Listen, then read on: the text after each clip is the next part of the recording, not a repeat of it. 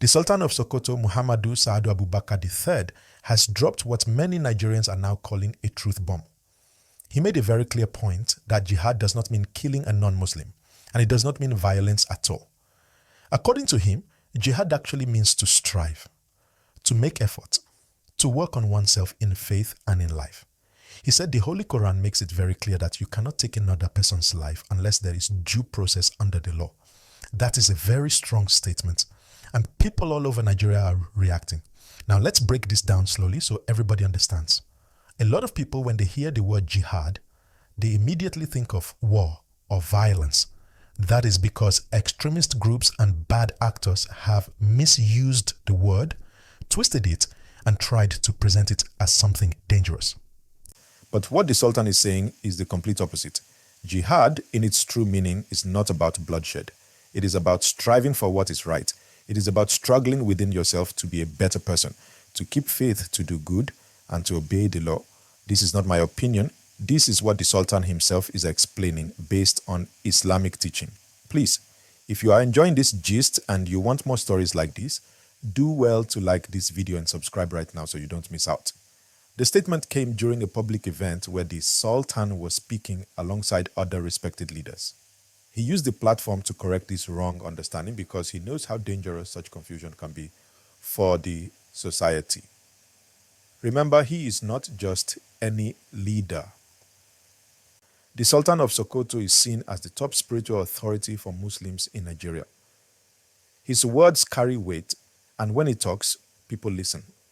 This is why the statement spread very fast on social media and in the news. People are talking, debating, and reacting because it touches on religion, unity, and national peace. Many Nigerians welcomed the statement with joy. They said this is exactly the kind of leadership we need at a time when insecurity and fear are high. Some people wrote online that the Sultan is helping to reduce tension about insecurity or the way to end insecurity or whatever it is. No. I want to adopt all what's been said from the beginning of this program, because these are the ways and means of resolving such issues. But what President Jonathan said, I was expecting him to make a very strong comment about how he really dealt with the issue of Boko Haram, which he used both the military and myself and other stakeholders. But maybe he decided not to, because a book is coming after that from him on how I dealt with Boko Haram issue. And let me also correct you, like I am happy to hear that the Boko Haram is not really Boko Haram, that's not their name. I'm glad to hear that from somebody who is not me. If I were the one who is saying that, somebody will say yes, because I know them. And that's not their name, because I know that they never claimed Boko is haram. If you have listened to some of their audio, which I had privilege of listening to, they said they didn't say Boko is haram, because so many of them have also gone to school. And they said you cannot open somebody's brain and remove the education in his head. So he had already acquired that knowledge, that education. He's an engineer, he's a doctor, he's whatever it is. What they are saying is that those who have gone to school and are educated are leading bad governments.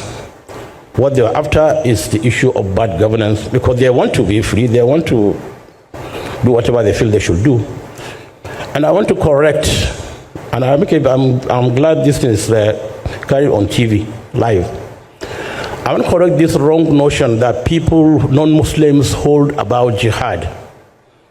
Jihad is not to kill a non-Muslim by a Muslim. Jihad means to strive. And in whatever you do in life, you strive to be the best you can be. You strive to be a good Muslim. You strive to be a good Christian. You strive to be a good farmer or a good engineer. So jihad is not to kill a non-Muslim. That's a wrong notion people have been airing out for decades.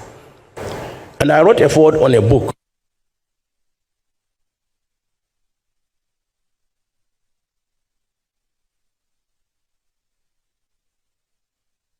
Across the world, published by the King of Jordan. to build peace between Muslims and Christians. But there are also people who reacted with surprise. Some were confused because they always believed jihad was about fighting. Some questioned why this explanation is coming now. And of course, the debates continued in comment sections on Facebook, Twitter, Instagram, everywhere. People are asking, what does this mean for Nigeria's future? Think about it. If every Nigerian understands that jihad is not about killing, but about striving for goodness, then that alone removes a very big tool from the extremists who try to mislead young people. When words are misunderstood, they can be turned into weapons. But when words are explained properly, they can bring healing and unity. That is what the Sultan is trying to achieve. If you agree with that, let me know in the comment section below. And again, don't forget to hit the like button and subscribe for more updates. Let me take you a little into history so you understand why this matters. The Sokoto Sultanate goes back hundreds of years to the 19th century when the Sokoto Caliphate was a very powerful empire in West Africa. Today, the Sultan of Sokoto is no longer a political ruler, but he is a key religious and cultural authority. He is respected not only by Muslims, but also by leaders of other religions who see him as a voice for dialogue and peace. This means that when he makes such clarifications, it is not just talk, it has the power to influence public thinking and even government policies. Now let's talk about the impact. His statement is already being discussed in mosques, churches, media houses, and even in classrooms. Parents are using it to teach their children that religion is not a license for violence. Teachers are explaining that striving to be good, working hard in school, respecting the laws, and keeping peace are also forms of jihad. Imagine if every Nigerian child grew up with that kind of understanding.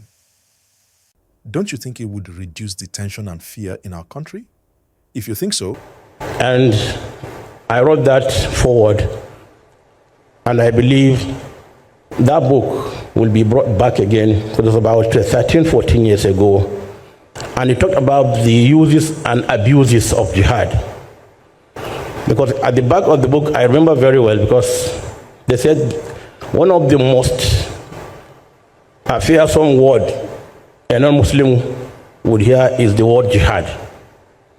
And it's true, because people have already given it a very negative connotation, but it is not. And so let's live here with that notion that, look, jihad is to strive, it's not to kill a non-Muslim. Because as we know as Muslims, it's in the Holy Quran, you cannot take somebody's life without due process. You cannot kill somebody. Because they said to kill a life, take a life or kill somebody, it's like taking the whole of humanity. That's without being following due process. But these are things that scholars will talk to you about. So let's live here with this notion that jihad is not to kill, because we are living peacefully with one another. I'm a Muslim and I know I'm a Muslim. If you're a Christian, you know you're a Christian. Then when we understand one another, we are better equipped to deal with one another. Because I know who you are, you know who I am. There's nothing you can do to me. There's something I can do to you. Understanding is the most important thing. Kindly give this video a thumbs up and subscribe so that we can keep spreading messages that matter. Another angle we must not miss is the legal one. The Sultan stressed that nobody has the right to take a life outside due process. That is not just a religious point, it is also a constitutional point. Nigeria's laws say clearly that life is sacred, and only a proper court of law can decide cases involving death penalty. So in a way, the Sultan is joining his voice with the law of the land. That is powerful because it shows that faith and law can work together to guide people. The reactions are so mixed that some Nigerians are even calling for more public education campaigns. They say that religious leaders should create videos, go on radio, and use schools to teach this true meaning so that young people do not fall into the trap of extremists. Some even suggested government should partner with religious institutions to spread these messages of peace. What do you think? Should government get more involved, or should it be left only to religious leaders? Drop your thoughts in the comments and remember to subscribe so you don't miss my follow-up gist on these. Let me tell you something important.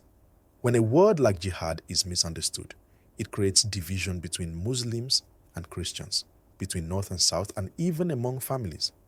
But when it is understood properly, it becomes a bridge. It shows that Islam, like Christianity, values peace, law, and justice. That is why Nigerians are talking so loudly about this statement. It's not just about religion, it's about our future as a united people. Now, beyond this headline, let's connect it to the bigger picture. We all know Nigeria is facing many challenges: insecurity, economic hardship, ethnic tension. Misinformation about religion only makes things worse. But voices like the Sultans are reminders that leaders can step forward and correct wrong ideas.